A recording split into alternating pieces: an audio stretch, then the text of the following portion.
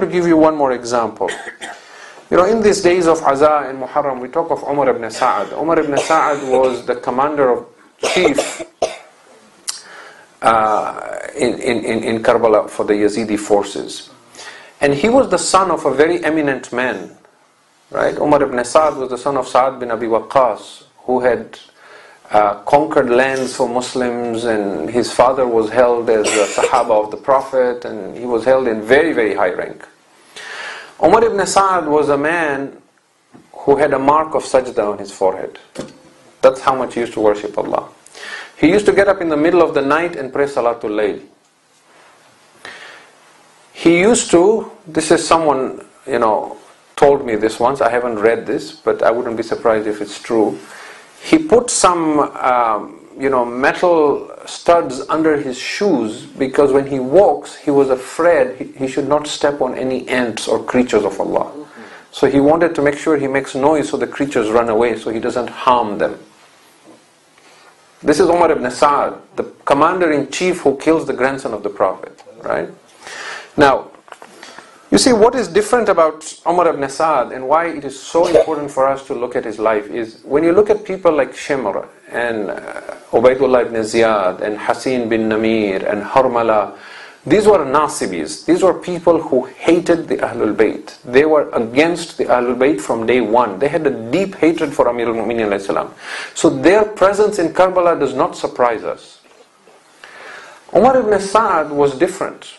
He didn't come to Karbala because of his hatred for Ahlul Bayt. He came to Karbala because of his love for the world.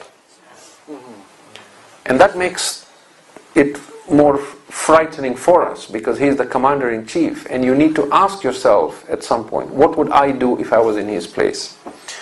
He had this thing about the land of Ray. He wanted to be the governor of Ray. Ray is what is today called Tehran, in Iran. And it had fertile land and a lot of crops and agriculture, and his father had played a role in conquering Iran or Persia. So he had been exposed to that land and geography, and he knew what value it had. And Ubaidullah ibn Ziyad knew this about him. But he wanted somebody who is held in eminence in the Muslim community to go fight Imam Hussain. So he told Umar ibn Saad, if you go and stop Hussain in Karbala, I will put a good word for you with Yazid, and I will make you the governor of Ray. But the condition is you either bring the bay'ah of Hussain or you bring his head to me. One of the two. Now, look at this, and you can go read this in Sheikh Mufid's Kitab al-Irshad. He talks about this, and there are other books that detail the history of how Umar ibn Saad slid. When Ibn Ziyad told Umar ibn Saad, I want you to go to Karbala, he didn't go right away. He asked Ibn Ziyad, he said, can you give me one night to think about it? Just like Hur spent his night thinking between Jannat and Nar, Umar ibn Saad did the same thing. He asked Ibn Ziyad, give me a night. He spent one night in Kufa just thinking, should I kill Hussain? Should I fight Hussain? Should I not fight Hussain? Should I do this? Should I not do this? And he stayed up all night thinking about this. Now, for you and me, this would be an easy decision. But why is it taking him so long? Because of Hubbud Dunya. And at the end, when the dawn came, he composed some words in poetry, which said, they say there is Jannat, but who has seen Jannah? Whereas Ray and the mulk of Ray is before me, is at hand.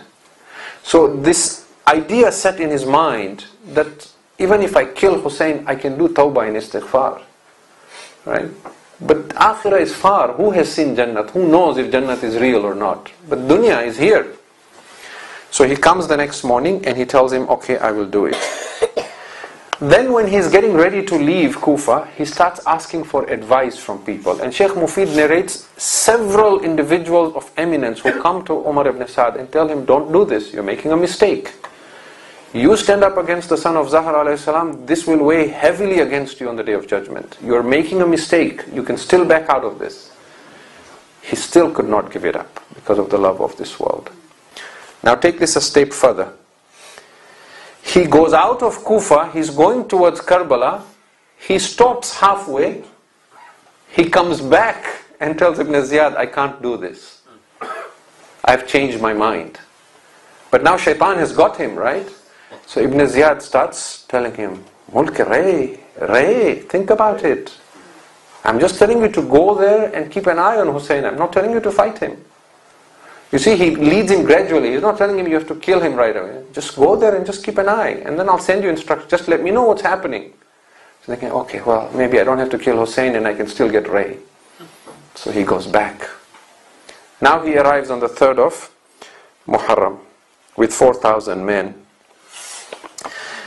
From 3rd Muharram until the 8th night of Muharram, every single night he sat with Imam Hussain face to face, having discussions late into the night. He was trying to find a way where he could get Ray but not kill Hussein. And Imam Hussain was explaining to him why I cannot pledge allegiance to Yazid. And Imam Hussain said to him, give up Ray, I will give you a better land than Ray. And when he finally said, I cannot give it up to Imam Hussain said, I tell you this with the knowledge I have, you will not eat even one seed from Ray. And that's exactly what happened, because when he went back, he got nothing. Ubaydullah ibn Ziyad kept, skipping him this way and that way and saying, I'll write to Yazid and I'll tell Yazid and I'll do this and I'll do that. But Yazid himself was in trouble, because once Imam as-Sajjad and Sayyidah Zainab showed up in Kufa in Sham, his government was now shaking. So he did not have the presence and the mind to even think of people like, Umar Ibne Saad and Shimr, and they were now just collateral damage. They were nothing to him. And Imam Hussain told him, you will not even eat a seed. And he knew that Imam Hussain is not lying. But this is what Hubb al-Dunya does. Every night, can you imagine if you were sitting with a Ma'soom Imam, 3rd night Muharram, 4th night, 5th night, 6th night, and there is a documented history of the correspondence between him and Ibn Ziyad. He kept writing letters to Ibn Ziyad with different proposals to solve the conflict. You know what we call conflict resolution, where you bring experts in conflict resolution and they sit between two parties that are at odds and they try and find a solution. He was proposing solutions to Ibn Ziyad. And that is when Ibn Ziyad sent Shimr al-Jawshan on the 9th of Muharram with a letter to Shimr, to Umar Ibne Saad, to say, you keep making excuses to me in order not to fight Hussein. I now give you an ultimatum. You either go fight him right away or hand over control to Shimr. He will be the commander of the army, because Shimr was next in command. And when he read the letter, this is again documented, Umar Ibne Saad said to Shimr, this is your doing. You are the one who plotted and planned this to get power. But by Allah, I will kill Hussein, but I will not let you be the commander. And on the day of Ashura, when Umar ibn Saad shot the first arrow, he said to everyone, be a witness, I am the one who shot the first arrow at Hussein. Why? Because he wanted everyone to go back and bear witness to Ibn Ziyad that it wasn't Shimr who shot the first arrow, I shot the first arrow. Do you see, my dear brothers and sisters, and whoever listens to this, what Hubb al-Dunya does to an individual? He was not a man who hated the Ahlul Bayt. If he hated him, he wouldn't be sitting every night talking to Imam Hussain to find a way to save him. And the Ahlul Bayt knew that.